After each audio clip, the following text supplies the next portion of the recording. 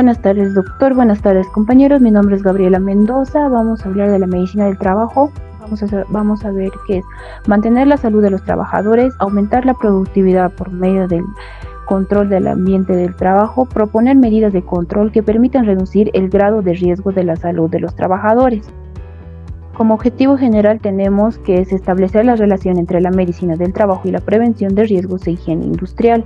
Como objetivos específicos tenemos que conocer las enfermedades laborales, incorporar la información sobre medicina laboral, asesorar y capacitar en protección de riesgos laborales, promover la salud de los trabajadores y describir los alcances legales de la normativa de la salud ocupacional.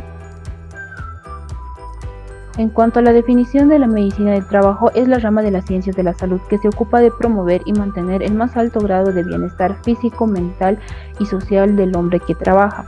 Se considera a Bernardino Ramazzini como el padre de la medicina del trabajo. Esta va a realizar estudio y tratamiento de la prevención de las lesiones producidas por las enfermedades profesionales y accidentes del trabajo. Promueve los medios para el diagnóstico, tratamiento, adaptación y rehabilitación de la patología producida por este ambiente. En cuanto a historia, es Hipócrates quien descarta los elementos religiosos de la etiología de las enfermedades y Galeno y Plinio observan las enfermedades propias de los curtidores y químicos para establecer las medidas de protección. En la Edad Media inicia el nacimiento de los gremios, el trabajo asalariado y su regulación con el objetivo de prevenir los accidentes del oficio. En este siglo nace la seguridad e higiene en el trabajo por normas dictadas en una asociación de artesanos. Fue Paracelso quien identifica enfermedades pulmonares y sienta las bases de la toxicología. Es la ciencia que regresa a una concepción mágico-religiosa de la enfermedad. Comienzan a aparecer los diferentes patronos de los diferentes gremios.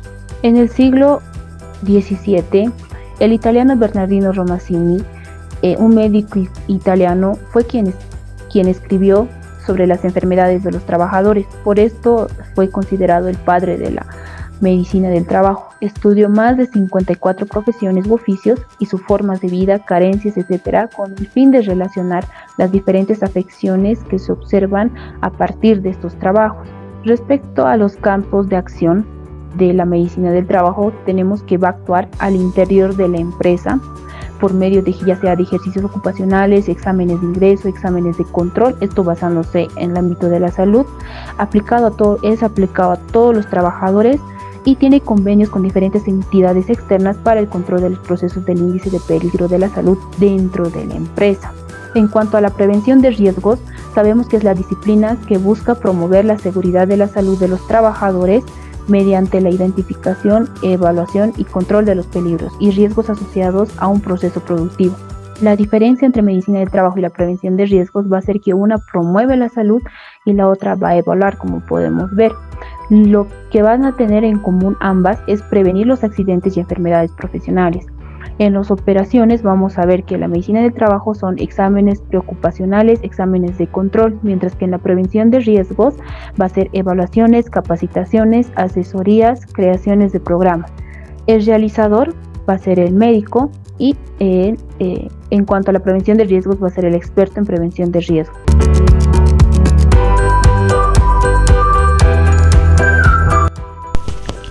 Buenas tardes, doctor. Buenas tardes, compañeros. Mi nombre es Mujica Mejía Saudashi de Valentina. Continuando con la exposición, voy a hablar sobre la definición de enfermedad ocupacional. De acuerdo con el protocolo del 2002 del Convenio sobre la Seguridad y Salud de los Trabajadores, la expresión enfermedad profesional designa todo estado patológico causado como consecuencia del trabajo que sobrevenga por evolución lenta y progresiva, que determine la disminución o pérdida de la capacidad de trabajo o de ganancia o muerte del asegurado y que sea provocado por la acción de agentes nocivos. Los estados patológicos producidos como consecuencia del trabajo son de evolución lenta y progresiva, y algunas veces provocados por acción de agentes nocivos que se encuentran en los ambientes de trabajo y que son determinantes para una disminución de la capacidad de trabajo y de carácter transitorio o permanente. Se dan como consecuencia directa de la clase de los labores que desempeña el trabajador. como por ejemplo el medio que tiene que desempeñarse. La lista de enfermedades profesionales de la Organización Internacional del Trabajo. La nueva lista de Organización Internacional del Trabajo representa el último consenso mundial sobre las enfermedades que son aceptadas internacionalmente como causadas por el trabajo. La nueva lista incluye una serie de enfermedades profesionales reconocidas internacionalmente, desde enfermedades causadas por agentes químicos, físicos y biológicos, hasta enfermedades de origen respiratorio y de la piel, y trastornos del sistema osteomuscular y cáncer profesional. Por primera vez se han incluido de manera específica en la lista de la Organización Internacional del Trabajo los trastornos mentales y del comportamiento. En las secciones de la lista sobre enfermedades profesionales se incluyen además puntos abiertos. Los puntos abiertos permiten el reconocimiento del origen profesional de enfermedades que no figuran en la lista, siempre y cuando se haya establecido un vínculo entre la exposición a los factores de riesgo que resulte de la actividad laboral y las enfermedades contraídas por el trabajador. En la lista está incluida enfermedades profesionales causadas por la exposición a agentes que resulte de las actividades laborales, que a la vez se subdivide en enfermedades causadas por agentes químicos, físicos y agentes biológicos y enfermedades infecciosas o parasitarias. También está incluida enfermedades profesionales según el órgano o sistema afectado, que a la vez se subdivide en enfermedades del sistema respiratorio, enfermedades de la piel, enfermedades del sistema osteomuscular, trastornos mentales y del comportamiento. También están incluidas en esta lista cáncer profesional y otras enfermedades. Enfermedades profesionales más frecuentes. Según el estudio de 2013, en España, las enfermedades profesionales causadas por agentes físicos, causantes de lesiones musculares y tendinosas y parálisis de los nervios por presión, son las de mayor incidencia, seguidas por las causas por agentes biológicos y las enfermedades de la piel o dermatosis profesionales. Y concluye que el sector de actividades sanitarias puede considerarse un sector de riesgo elevado de enfermedades profesionales.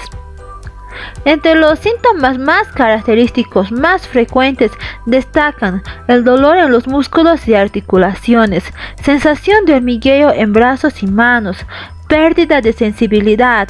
Se trata de dolencias relacionadas fundamentalmente con el trabajo, en las que intervienen factores de riesgo, que son las cargas, son la mala postura, movimientos repetitivos, vibraciones corporales, entornos fríos, trabajos repetitivos, ritmo de trabajo, horario, sistemas retributivos y la fatiga.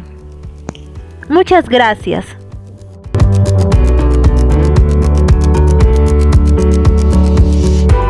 Buenas tardes, doctor. Muy buenas tardes, compañeros. Mi nombre es Carmen Elizabeth Mollo Apaza. Voy a continuar el tema con examen médico ocupacional. El médico ocupacional determina la metodología y la técnica que se va a requerir en cuanto a la evaluación médico ocupacional de acuerdo al tipo de exposición, tomando en cuenta las siguientes clases de evaluación. La evaluación médica preempleo o preocupacional determina el estado de salud al ingreso al puesto de trabajo.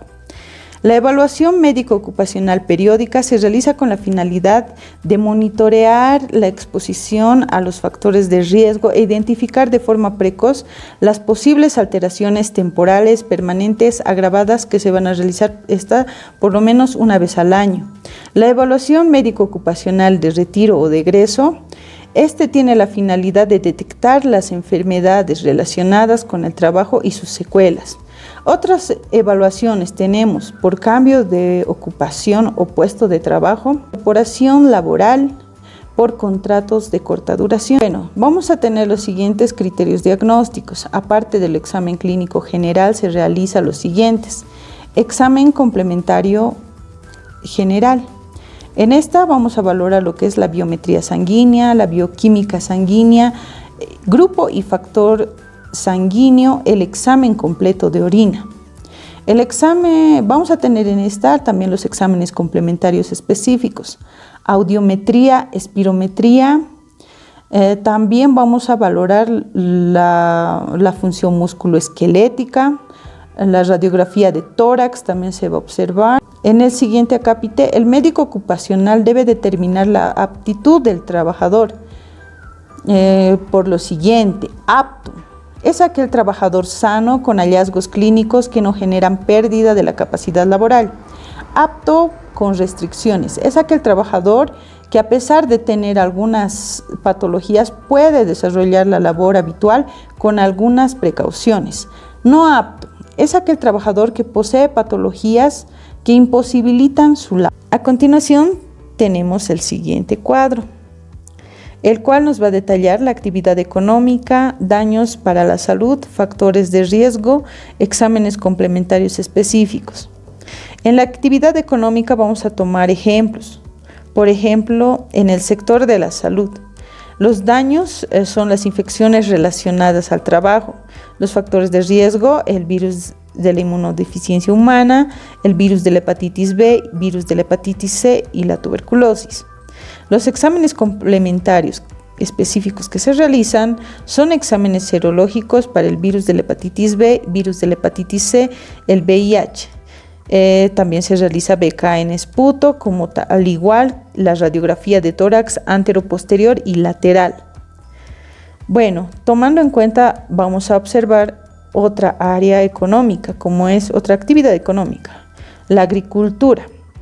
En estas los daños van a ser oftálmicos, como ser la conjuntivitis, queratoconjuntivitis, las cataratas, por ejemplo. Estas tienen factores de riesgo como ser el polvo, el humo, gases, la neblina, el rocío, las radiaciones, las bacterias y virus. Vamos a tener para estas las pruebas, las siguientes: de sensibilidad a la mucosa, exámenes oftalmológicos. Vamos a observar aquí también otro cuadro como es la minería.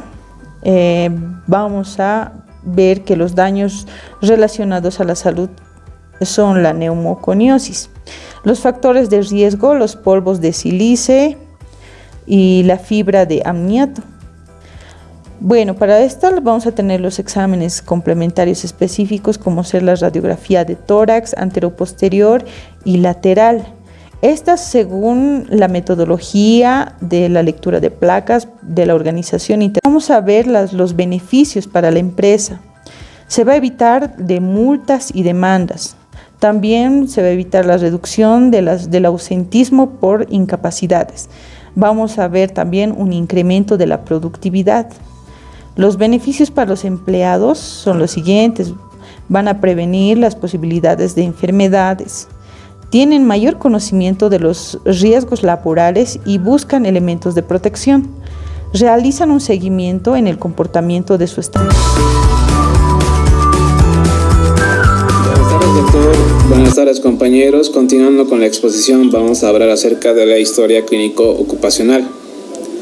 Este es el documento en el que se recoge toda la información y documentación que se genera en el desarrollo de las funciones de vigilancia y control de la salud de los trabajadores.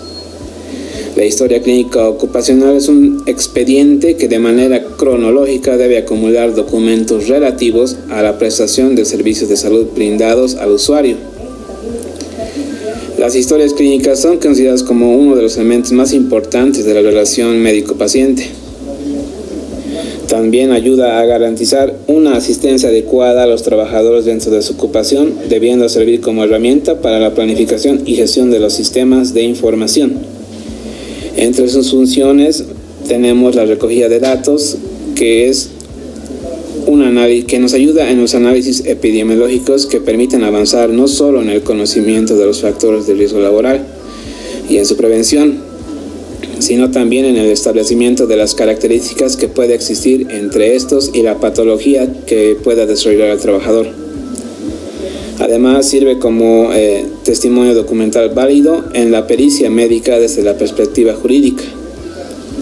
Es un instrumento de renovación científica al recoger datos que puedan ser utilizados con fines docentes e investigadores. La importancia.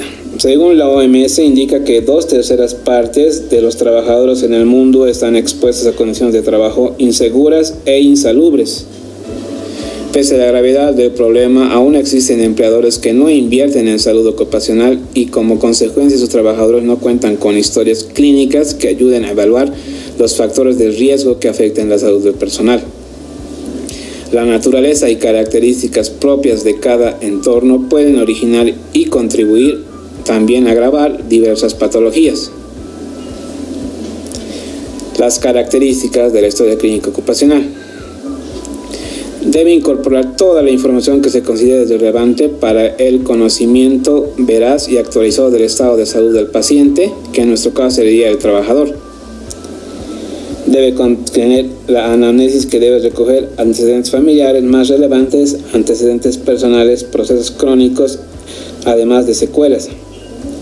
Entre los hábitos del trabajador también podemos mencionar los ejercicio físico, el consumo de drogas, consumo de fármacos, estado inmunitario del trabajador, factores ambientales que rodean al trabajador fundamentalmente en el trabajo. La importancia de la consideración del puesto de trabajo radica en que puede implicar uno o más riesgos.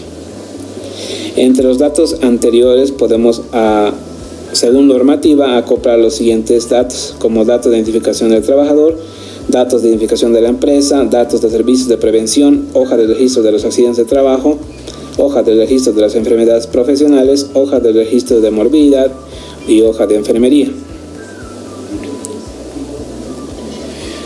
Las ayudas diagnósticas se solicitan de acuerdo con los factores de riesgo a los cuales va a estar expuesto el aspirante, en este caso el trabajador.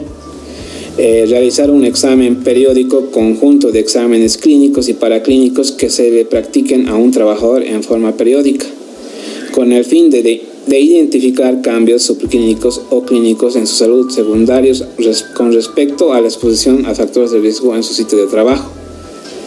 En acá podemos observar un modelo de historia clínica ocupacional en el cual mencionamos todos los datos relevantes acerca de los datos de filiación del trabajador, como los datos de identificación, la descripción del trabajo, además de los problemas de factores de riesgo que está sometido, la historia ocupacional y exposición a los cuales está sujeto el trabajador, los antecedentes de enfermedades y accidentes ocupacionales. Buenas tardes, doctor. Buenas tardes, auxiliar. Buenas tardes, compañeros. Mi nombre es Gabriela Mendoza Quispe. Vamos a hablar de las actividades a realizar por una empresa para cumplir sus deberes de medicina del trabajo. Son 7 actividades generales que se desglosan en múltiples acciones. Tenemos la evaluación ocupacional. Se debe realizar evaluaciones ocupacionales, las cuales consisten en exámenes médicos durante toda la vida laboral de cada trabajador. Se tiene la vigilancia epidemiológica. Se trata de un plan escrito que tiene en cuenta las características particulares de cada uno de los riesgos y de las actividades que se realizan, esto para la conservación de la salud del trabajador. También tenemos la promoción y prevención de la salud, que consiste en que las empresas deben establecer actividades de promoción y prevención para poder evitar los accidentes laborales. También tenemos el seguimiento al ausentismo laboral. Estos permiten identificar y tener registradas las causas de ausencias de las personas que están actualmente trabajando en la empresa. Están también la atención de primeros auxilios. Cada organización debe de tener un botiquín. En este caso, dependiendo de su tamaño, nivel de riesgo y capacidad, debe ofrecer los primeros auxilios.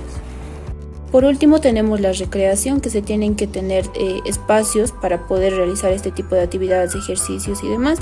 También el seguimiento a los indicadores. Se debe aprender del pasado, reconocer el presente y proyectar el futuro con planes de mejora. Muchísimas gracias.